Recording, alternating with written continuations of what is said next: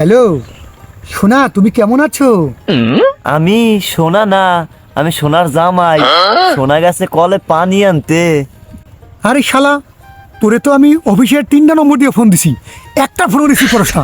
এখন যখন তোর বোর্ড নম্বরে ফোন দিছি, এখন ধর গিয়া তুই সুন্দর কথা বলতেছস।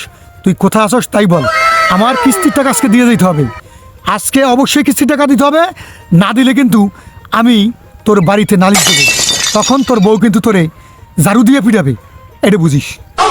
ভাই, আপনার আল্লাহর কি লাগে? আপনি আমার বোধ নালিশ দিয়েন না। আপনি কই আছেন তাই কন, আমি এখনই আসতেছি। আমি অফিসে আছি, তুই এখনই টাকা নিয়ে অফিসে দেখা কর। ভাই আমি এখনই আসতে লাগছি, আপনার দাঁড়ান ভাই।